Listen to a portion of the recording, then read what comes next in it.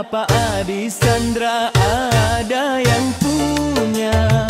Jika belum ku inginnya kan cinta.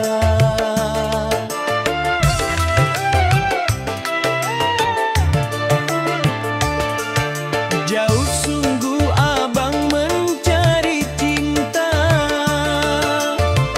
Apakah ada cinta di seberang sana dari Bandung?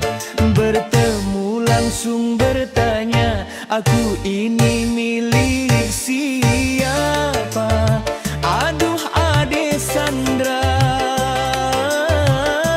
aku ini milik ayah dan bunda.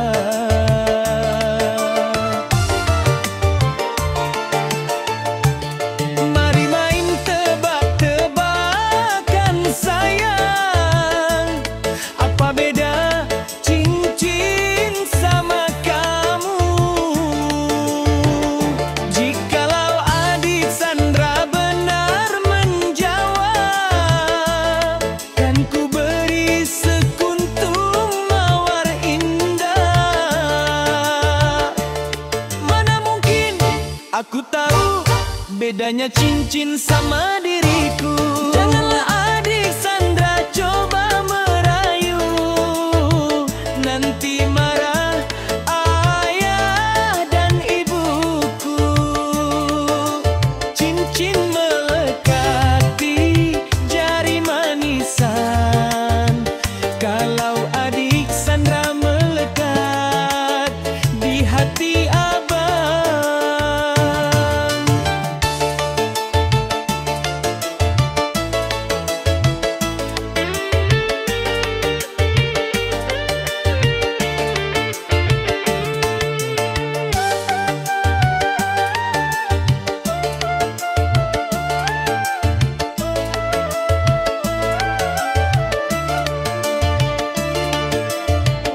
Jauh sungguh abang mencari cinta. Apakah ada cinta di seberang sana dari Bandung?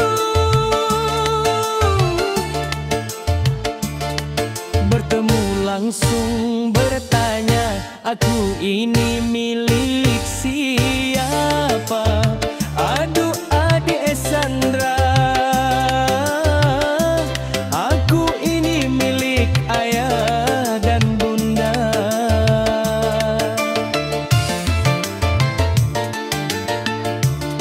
Mari main tebak-tebakan sayang. Apa beda cincin sama kamu? Jikalau adik Sandra benar menjawab, kan ku beri sekuntum mawar indah. Mana mungkin aku tahu bedanya cincin sama diriku.